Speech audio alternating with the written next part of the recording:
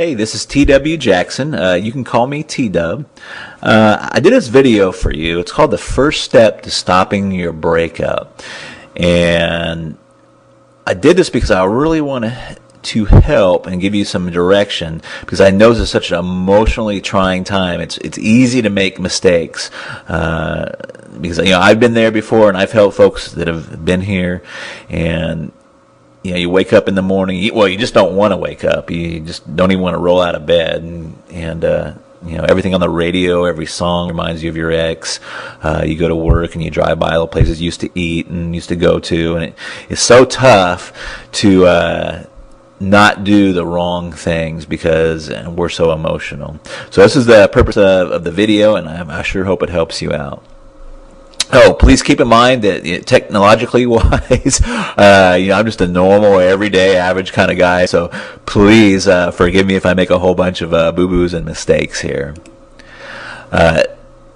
Very first thing, you may be past this point, but you don't want to panic. It's the very worst thing you can do. If you've already panicked in that, we're going to talk about that here in a minute.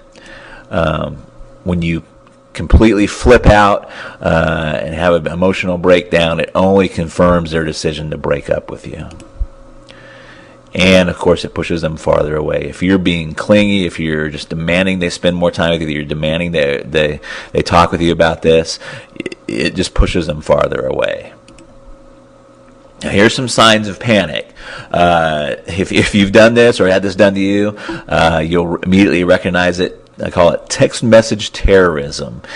And, it's basically just sending a barrage of text messages trying to stay in this person's life, and trying to, get back together with them, and, just trying to find out exactly what happened. And it's one of the first signs that you'll see a lot of time is text message terrorism, I call it, or the old drunk dialing. Now, you don't necessarily have to be drunk to do what I call drunk dialing. You can be in a highly emotional state, and this is still, I consider, drunk dialing, but you know what this is too if you've done that. It's just calling over and over and over again, especially if you're getting the voicemail, and you want to basically professing your undying love, or how much you're sorry for what you did. None of this helps. Arguing about the breakup, contacting their friends and family. Now, this is kind of an interesting one. Reason most of us do this is because we don't accept what the ex have told us for the reason that they broke up. So we may think they have somebody waiting in the wings, or there's some other reason other than what they've told us for why they're breaking up. But you still don't want to do it. And accidental meetings. These don't really fool your ex, and they're not accidental. So another thing you don't want to do. So if you don't want to do all those things, what should you do? And this is really tough because you want to it's counterintuitive. What you should do is counterintuitive and opposite of your feelings. Your feelings inside are like, I've got to see them. I've got to tell them, what really happened. I've got to tell them how I really feel. And that's exactly opposite of what you should do. So here's the big secret. For right now, you want to agree with the breakup. That's right. You just calm, you're cool, and you agree with the breakup. Again, that's calm, and you're cool and okay with it. Now, you may already be past this point. Like I said, you might have already kind of freaked out a little bit. Don't feel bad. That happens. But if you run into them again or see their friends or family, you now want to be calm, cool, and okay with the breakup. And the big thing is you'll be way ahead of the game if you just don't do all that crazy stuff. We're talking about the text message terrorism, the drunk dialing, and trying to see all their family and friends in that. Now, why does this work? Well, it works for a lot of very powerful psychological reasons. I'm just going to talk about a couple. And I can't remember if it was my father or my grandfather that introduced me to this phrase, but it's so true through life. It's the hungry dog doesn't get fed. If you just imagine for a moment, you hear some scratching on your front door, and you open the door, and it's some mangy dog with his ribs sticking out, and he's you can tell he's starving to death. But your first instinct is to get him out, to get him away from your doorstep. Now, if you open that door and, it's a well-groomed dog, you tell he's fed, he's got a collar, he belongs to somebody, and you treat that dog a lot better than you treat the dog that's, kind of showed up on your doorstep hungry, if you will. Now, their main psychological reason, and please burn this into your head or memory, write it down, is people want what they can't have. This is so true. Whether it's jobs, when is it hardest to get a job? When you don't have a job. It's easy to get a job when you already have one. The same is true with money and credit. They loan money to people that don't need the money all the time. When you have no credit, it's almost impossible to get any credit.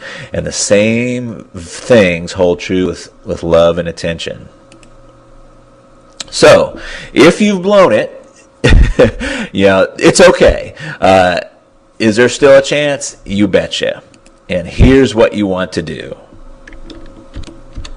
You just want to write a short note and include these things. Don't add to it and don't take away from it. But you want to let them know you're okay with the breakup now. You tell him or her that you agree with the decision to break up. If you did something bad, like have an affair, just briefly apologize. If you didn't do anything bad, don't find something to apologize about. That will be worse. But if you did something bad, just briefly apologize. Then tell them something really exciting has happened in your life, and you need to tell them about it sometime. Let them know that you want to give them some time to themselves for now, and then close by saying, maybe at some point we can be friends. And remember, you want to be calm, and you want to have a cool tone. If you'd like a little example of this letter, just hang out for a second, and I'll give you a little example where you can get a little example. But this sets the stage for your next moves.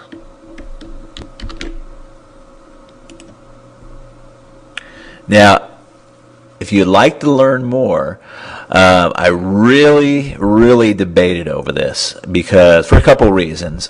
These are very controversial tactics, and some have called these mind control, and I've not very often because I'm usually helping people that want to get back with their exes, but it makes me very, very leery, and I thought for a long time before I actually released some of this information because I don't know who is exactly is going to be getting this.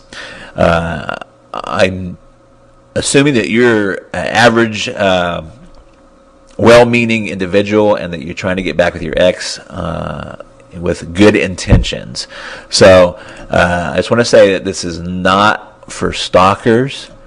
It's not to be used for any kind of revenge.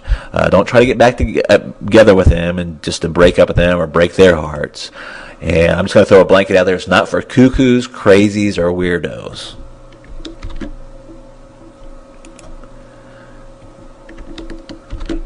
This is for just normal, loving people that have made some type of mistake in their relationships and want the best advantage of putting this back together and stopping their breakup and repairing their relationship. So if you'd like to learn more, just simply click the blue link below, or there may be a blue link to the right of this video. And I'll also have a little sample letter for you like I've showed you previously. So I hope this video has helped you, and I look forward to seeing you and rapping with you down the road. Talk to you later. Bye-bye.